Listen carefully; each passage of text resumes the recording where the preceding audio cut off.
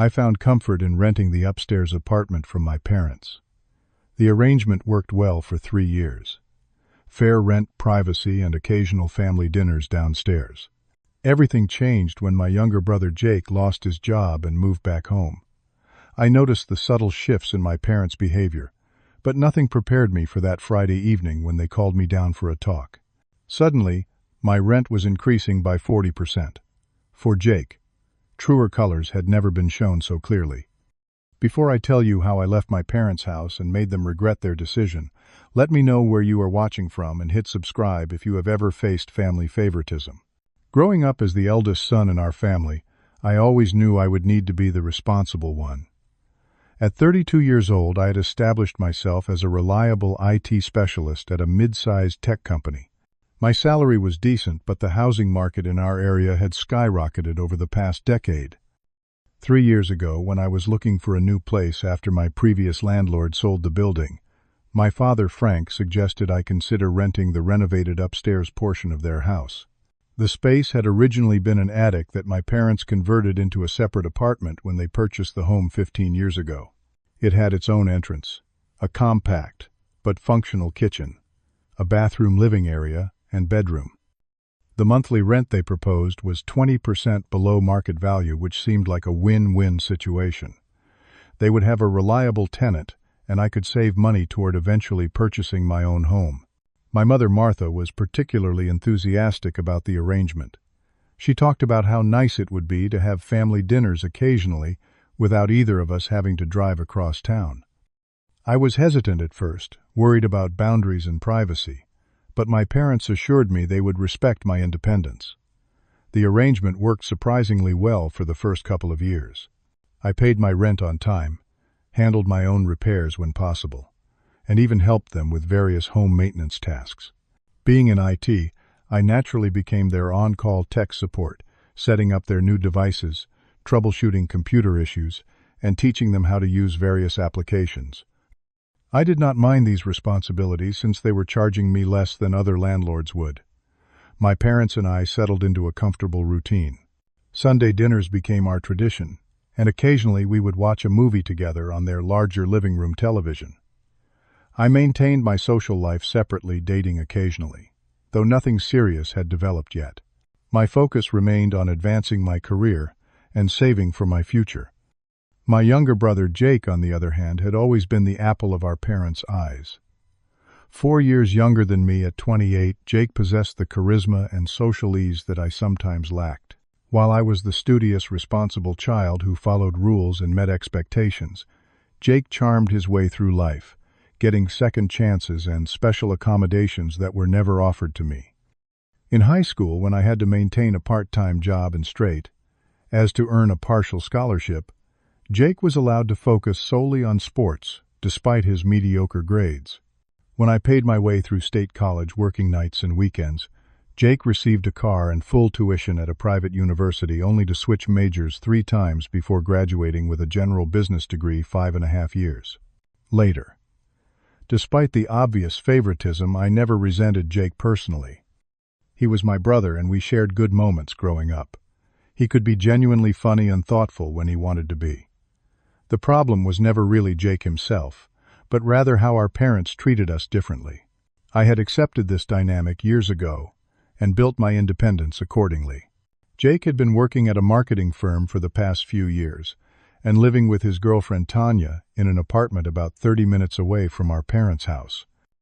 I would see him at family gatherings where he would regale everyone with stories about his office politics or weekend adventures. He always seemed to be living a more exciting life than mine, at least in the way he told it. The equilibrium of our family dynamic shifted dramatically 3 months ago. Jake called our parents in distress one evening. I was coming down to grab my mail when I overheard the conversation. He had been laid off as part of company restructuring, and simultaneously, Tanya had broken up with him after 3 years together. According to Jake, she had been growing distant for months, complaining about his lack of ambition and responsibility. Without hesitation, our parents invited Jake to move back home until he got back on his feet. I understood their decision and even supported it. Family should help family in times of need. I reached out to Jake the next day, offering to look through my professional network for potential job openings in his field. He thanked me half-heartedly, saying he was taking some time to reassess his career path. Jake moved into his old bedroom downstairs 2 weeks later. At first, things continued normally for me. I still had my separate apartment upstairs, and Jake seemed preoccupied with sorting through his belongings and adjusting to being back home. I made a point to give him space, recognizing he was going through a difficult transition. About a month into Jake's return, I began noticing small changes. My mother started texting me to ask if I could keep my music down in the evenings, even though I rarely played anything loud and always used headphones after 8 o'clock. My father mentioned that the creaking of my floor when I walked around early in the morning was disturbing Jake, who was trying to sleep in. These comments seemed odd, since they had never complained about such things before. The first significant change came when my parents implemented new rules about using the shared laundry facilities in the basement.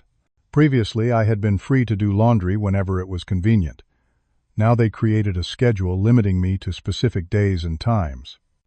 When I asked about the change, my mother explained that Jake needed structure and routines to help with his job search, and having unlimited access to the washing machine would help him maintain his professional wardrobe. I accepted these changes, although they inconvenienced me.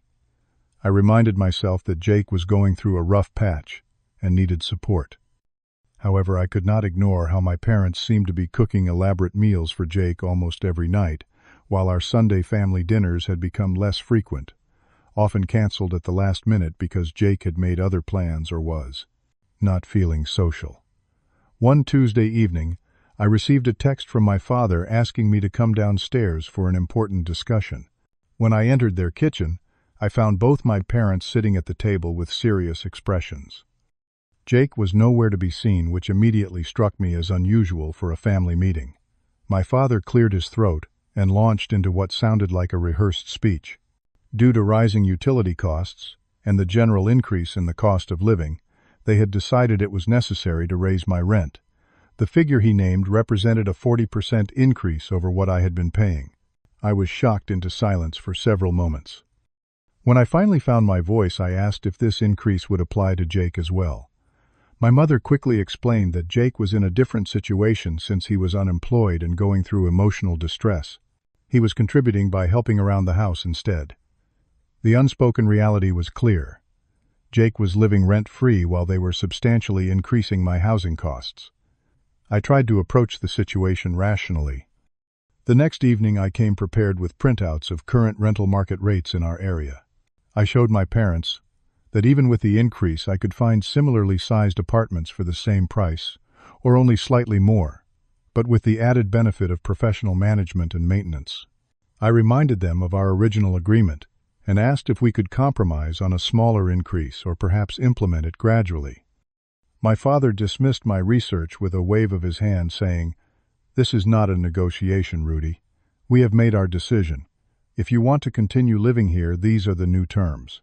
My mother added softly that they needed to ensure the house was financially sustainable, especially with Jake needing support during his transition. As if summoned by his name, Jake wandered into the kitchen at that moment. When he realized what we were discussing, instead of showing any discomfort at the obvious disparity in our treatment, he actually suggested that I should be grateful for the family discount I had been receiving all this time. "You know how expensive rent is these days, bro," he said casually, while grabbing a beer from the refrigerator. "At least you do not have to deal with some random landlord." Over the following weeks, the changes continued. My parents informed me that due to the increased water usage, I would need to limit my showers to 10 minutes. Meanwhile, I could hear Jake taking lengthy showers twice daily. They also restricted my access to the garage storage space where I kept my mountain bike and camping gear, explaining that Jake needed room for his belongings until he found his own place again. The most frustrating aspect was how Jake seemed to have no boundaries when it came to my space. He would come upstairs unannounced, asking to borrow my laptop charger or other items. Several times I found him using my Amazon Prime account to order things without asking permission. When I confronted him, he acted surprised that I would make such a big deal out of it, saying, "We are brothers, man. What is mine is yours, and what is yours is mine, right?" The situation with my car became the breaking point. I had always been careful with my 5-year-old Honda Accord, maintaining it meticulously since I had saved for 2 years to buy it. One Saturday morning I discovered it was missing from its usual parking spot. Concerned it had been stolen, I was about to call the police when Jake texted me casually. "Borrowed your car to meet some friends. Back later." When he returned that evening, the front bumper was dented and scratched. Jake explained dismissively that someone had backed into him in a parking lot, but they drove off before he could get their information. Instead of apologizing, he suggested, "Maybe you can get it fixed when you take it in for an oil change or something. No big deal." I took the issue to my parents, expecting them to hold Jake accountable. Instead, my father said, "Accidents happen, Rudy. Jake feels terrible about it." My mother added, "You have always been so good with handling these adult responsibilities. Jake is still learning."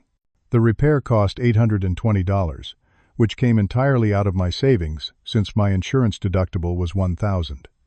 Jake never offered to contribute toward the cost, and my parents never suggested he should. The final straw came during a family dinner the following Sunday.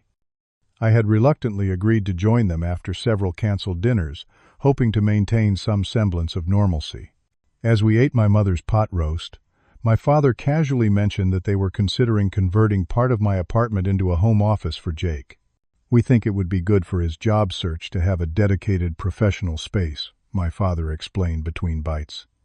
"It is just the small room you use for storage anyway. You will hardly notice the difference." I was stunned into silence again. They were not only charging me more rent, but now planning to reduce my living space for Jake's benefit. As the conversation continued, my mother accidentally revealed that they had loaned Jake $3,000 to pay off some credit card debt the previous week. The hypocrisy was staggering. They had increased my rent due to financial concerns, while simultaneously giving Jake thousands of dollars. When I pointed this out, my mother became defensive, saying I just did not understand how difficult things were for Jake right now. The argument escalated quickly. My father accused me of being selfish and not supporting the family during a difficult time. My mother tearfully asked why I could not be more understanding of my brother's needs. Jake sat silently, occasionally nodding in agreement with our parents. I excused myself before dessert, retreating to my apartment to cool down. As I passed by the partially open living room window on my way to the separate entrance, I overheard my parents and Jake continuing their conversation, unaware I could hear them. "You know, we could use that extra rent money to help Jake with a down payment on a new car," my mother was saying. "His old one is barely running, and he will need reliable transportation for job interviews." "Rudy has always been able to figure things out on his own," my father agreed. "He has a good job and is responsible with money. Jake needs our support more right now." Jake added, "Plus, Rudy barely uses half the space up there anyway. It is not like he entertains or has a girlfriend staying over." Their words hit me like a physical blow. I had been deliberately overcharged, not out of financial necessity, but to subsidize my brother's lifestyle. The favoritism that had colored my entire childhood was still very much in effect, despite all of us being adults now. The next morning I did not go downstairs for coffee as I usually did. Instead, I sat at my kitchen table and made a list of my options. I could confront my family with what I had overheard, but past experience suggested they would deny or minimize it. I could agree to their terms and continue being taken advantage of. Or I could take control of the situation and make a decision that prioritized my own well-being for once. I chose the third option. After careful consideration, I decided to directly address what I had overheard. I asked all three of them to sit down in the living room that evening. My parents looked concerned while Jake appeared mildly annoyed at the interruption to his video gaming. "I was outside the window last night after dinner," I began calmly. "I heard your conversation about using my rent increase to buy Jake a new car." The expressions on their faces told me everything I needed to know. My father started to deny it, but my mother looked away guiltily. Jake simply shrugged. "Mom, Dad," I continued, "I understand wanting to help Jake. He is your son, and my brother and family should support each other. But what you are doing is not support. It is favoritism, and it is unfair. You raised my rent claiming financial necessity while planning to give that money to Jake. You want to take away part of the space I am paying for to give to him. You expect me to be understanding while you treat me as nothing more than a source of income, Jake interrupted. You have always been the golden boy with your perfect job and your perfect life. Some of us actually struggle, you know. My mother reached for his hand sympathetically. My father tried to regain control of the conversation. Now, Rudy, you are exaggerating. We are just trying to balance the needs of both our sons. Jake needs extra help right now, and you are in a position to assist the family. I looked at each of them in turn. This is not a family supporting each other. This is exploitation, and I will not participate in it anymore. As of today, I am giving you 30 days' notice. I will be moving out. The shock on their faces was almost comical. My father recovered first, his expression turning to one of disbelief. You cannot be serious. Where will you go? Rent. Anywhere else will cost you even more than what we are asking. I have already been looking at apartments, I replied. And yes, some are more expensive, but they come without the emotional cost of being treated as less important than my brother. My mother began to cry while Jake rolled his eyes. You are just throwing a tantrum, he said. You will change your mind once you calm down. I stood up. My decision is final. I will be out by the end of next month.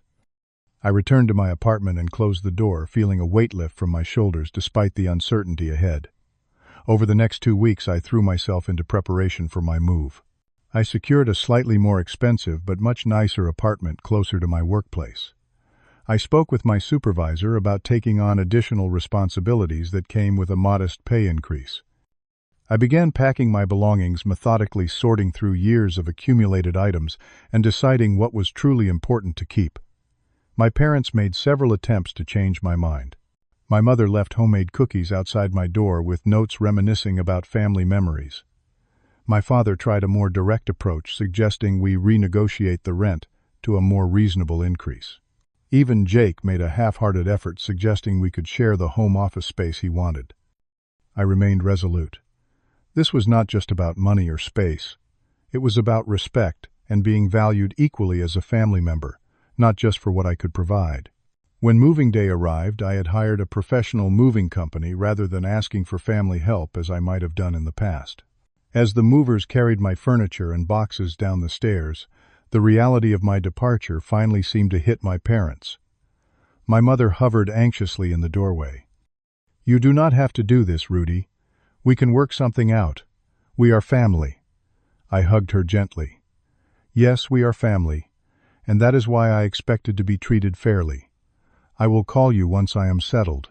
My father looked both angry and bewildered, as if he could not comprehend how his carefully constructed arrangement had fallen apart. You're making a mistake, son. You will not find a better deal than what we offered. It was never about the money, Dad, I told him. It was about the principle. Jake watched from the porch as the last of my belongings were loaded into the truck. For a brief moment, I thought I saw genuine regret in his expression, but it quickly disappeared behind his usual nonchalance. Later, bro, he called out as if I were just leaving for the day rather than permanently. I climbed into my car and followed the moving truck to my new apartment. It was a modern building with large windows, a small balcony and amenities like an on-site gym and community room. The rent was 15% higher than what my parents had been trying to charge me, but the freedom it represented was priceless. Over the next few weeks, I settled into my new routine. My commute was shorter by 10 minutes each way. I joined a local rock climbing gym and started making new friends there. I decorated my apartment to my taste without considering anyone else's preferences. I even adopted a cat from the local shelter, something my mother would have objected to due to her mild allergies. At work, the additional responsibilities I had taken on led to greater visibility with upper management. 3 months after my move, I was offered a promotion to team lead with a significant salary increase. Life was improving in ways I had not anticipated when I made the difficult decision to leave. Meanwhile, I heard through occasional text exchanges with my mother that things at home were not going smoothly. They had been unable to find a new tenant for my former apartment. The few potential renters who came to look at it were put off by the awkward setup and the fact that they would be living directly above the landlords. The loss of my rent money was straining their budget more than they had expected. Additionally, Jake was not stepping up to help with home maintenance the way I had. When the garbage disposal broke, they had to call an expensive emergency plumber. When their Wi-Fi stopped working, they struggled for days before Jake finally attempted to fix it, only to make the problem worse. These were all tasks I had handled efficiently during my time there. About 4 months after I moved out, my father called me for the first time since my departure. His voice lacked its usual confidence, as he asked if I could recommend someone to fix their laptop, which had apparently contracted a virus. I suggested a local repair shop, resisting the urge to offer to fix it myself, as I would have done automatically in the past. Before ending the call, he cleared his throat awkwardly. "The house is not the same without you, Rudy. Your mother misses you. We all do. The rent is back to what it was before, if you ever want to come back." I thanked him for the offer but declined politely. I was happy in my new place, I explained. It suited my needs perfectly. A week later, my mother left a voicemail while I was in a meeting. Her voice sounded tearful as she apologized for how things had turned out. "We never meant to make you feel less valued," she said. "We just always thought you were so capable, so self-sufficient. We never worried about you the way we worried about Jake. That was wrong of us, and I am sorry." Her words stirred complicated emotions within me. I appreciated the apology, but wondered why it had taken my absence for her to recognize the inequity in how they had treated us. I called her back the next day, keeping the conversation light but agreeing to meet for coffee the following weekend. The 6 months following my departure from my parents' house were a period of profound healing and self-discovery. Initially, the pain of feeling like a second-class citizen in my own family cut deeply. I questioned whether I had overreacted or been too harsh in my decision to completely remove myself from their lives. There were nights I lay awake in my new apartment, the silence both liberating and lonely, wondering if family relationships were always destined to be this complicated. My new living situation, though more expensive, provided me with something I had not fully experienced before: genuine independence. No one questioned my comings and goings. No one had expectations about when or how I should contribute to household tasks that primarily benefited others. My time, my space, and my resources were fully my own to manage as I saw fit. I found support in unexpected places. My coworkers, upon learning bits and pieces of my situation, invited me to weekend activities and holiday gatherings. My neighbor across the hall, Anthony, became a friend who understood family complexity, having navigated his own difficult relationship with parents who struggled to accept his life choices. Even my therapist, whom I began seeing monthly, provided valuable perspective on establishing healthy boundaries without completely severing family ties. The most surprising development came from Jake himself. About 5 months after I moved out, he texted me asking to meet for a beer. Curious and cautious, I agreed. We met at a neutral location, a sports bar halfway between our respective homes. Jake looked different. The perpetual casualness of his appearance had been replaced with something more intentional. He had cut his hair and was dressed in clothes that appeared new but not expensive. "Things got real after you left," he admitted after some initial awkward small talk. "Mom and Dad expected me to step up and help around the house the way you always did. I did not realize how much you actually took care of until you were not there doing it." He explained that without my rent contribution, our parents had been forced to tighten their budget. Jake had taken a job at an insurance company. Not his dream position, but steady employment with growth potential. He was now paying rent, though I suspected it was still less than what I had been charged. Most surprisingly, he was actively learning home maintenance skills from YouTube videos to help our father with repairs. "I do not expect you to forgive me right away," he said, studying his beer bottle label. "I was a selfish jerk. I took advantage of you and never appreciated everything you did for me, including all those job leads you sent that I ignored because I thought they were beneath me. One of them actually turned out to be a good fit, and I start there next month." His honesty caught me off guard. The brother sitting across from me seemed to have matured more in 5 months than in the previous 5 years. I did not rush to forgive him, but I acknowledged his effort to change and suggested we could work on rebuilding our relationship gradually. 2 weeks after meeting with Jake, I agreed to have dinner with my parents at a restaurant-neutral territory where we could all be on equal footing. The conversation was stilted at first, heavy with unspoken regrets and lingering hurt. My mother reached across the table to touch my hand during dessert. "We were wrong, Rudy," she said simply. "We took you for granted because you never complained.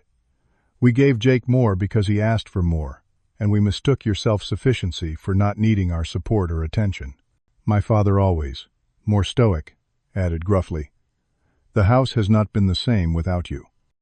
I never realized how much you contributed until you were gone.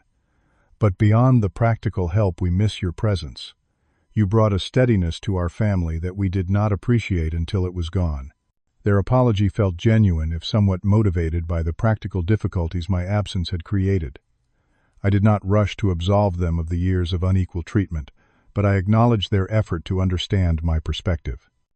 I explained that while I valued our family connection, I needed them to respect my boundaries and treat me with the same consideration they gave Jake. Moving forward, I established clear guidelines for our relationship. I would attend family gatherings but maintain my separate living arrangement. I would help with technology issues but only during scheduled visits, not as an on-call service.